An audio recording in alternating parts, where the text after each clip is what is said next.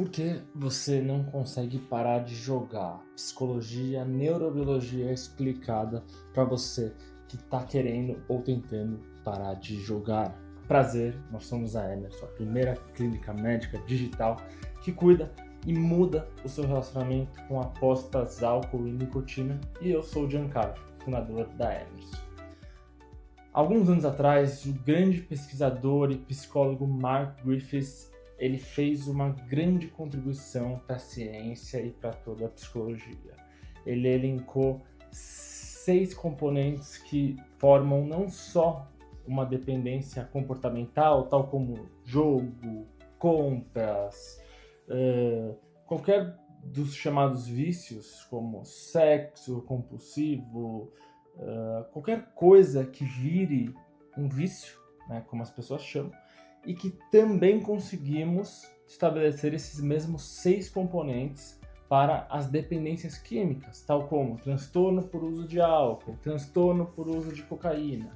O que o Mark Griffiths ele percebeu é que justamente a sistemática do vício e da compulsão, ou seja, do transtorno, ela é a mesma. E ele elencou 6 pontos muito importantes.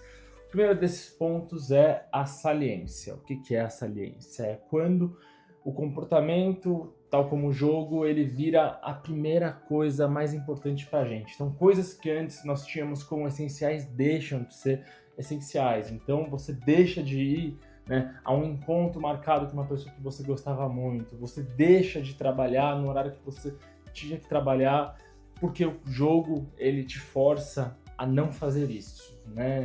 Isso é algo muito, muito, muito normal.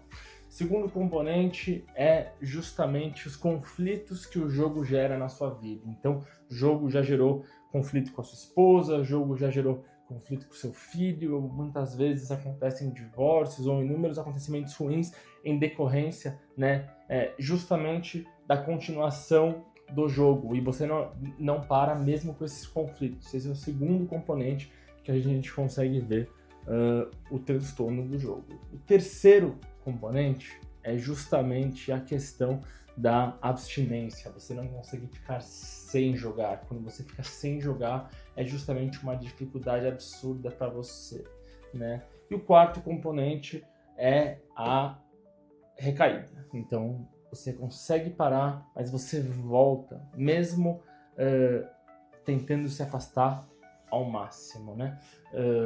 O quinto componente é a modificação de humor. Então o jogo pode fazer com que você fique mais feliz ou faz com que você fique muitas vezes muito mais triste, muito mais deprimido, né?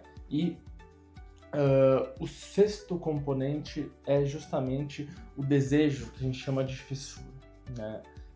Esse desejo ele é um desejo que ele vem como irresistível pra gente, né? E por que justamente o título é Você Não Consegue Parar de Jogar por conta desses 6 fatores? Porque o jogo, ele faz com que a nossa mente fique, né, de fato viciada, né, em realizar, né, o jogo. E, basicamente, como é que o jogo prende a gente?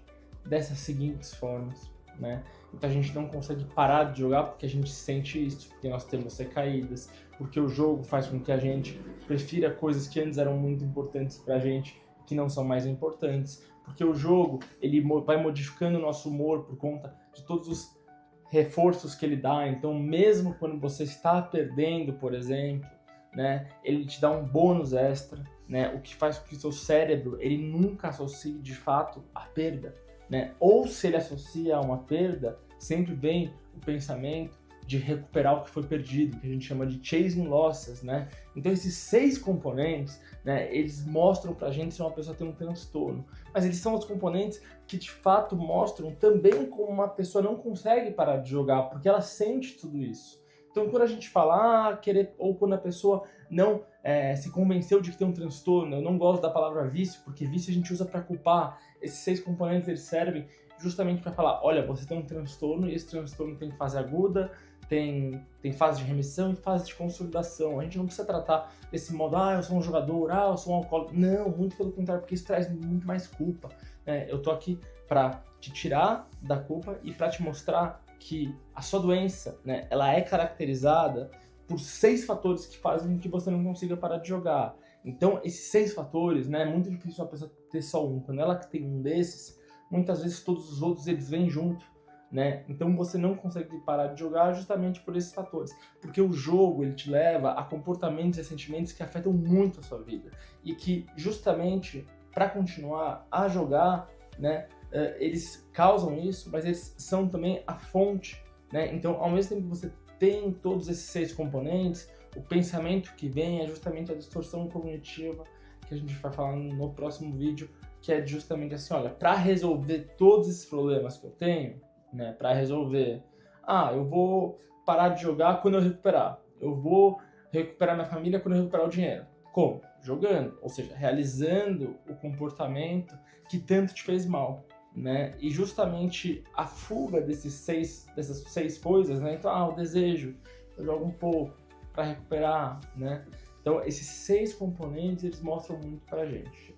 Se você busca, né, mudar como você joga e mudar a sua vida, né, vem aqui com a gente da Emerson, né? A gente olha de fato muito diferente para o transtorno, com uma abordagem muito diferente, com uma abordagem tecnológica, mas também humana. Estou com psicólogos especializados na dependência comportamental do transtorno do jogo e também com as nossas terapias em grupo, com o nosso aplicativo, que ele tem toda uma experiência maravilhosa, onde você não vai gastar muito dinheiro, muito pelo contrário, a nossa ideia é que você poupe muito dinheiro para sua vida, né? Então você vai ter acesso a tudo isso. E também acesso a esses vídeos aqui, são muito importantes. Então se você quiser receber esses vídeos, né, assine, vire, né, assinante do canal, né? Ou melhor, subscreva, né? Subscreva seu nome aqui, né, para que você fique, né, sendo notificado dos nossos vídeos. Eu sou o Giancarlo e muito obrigado.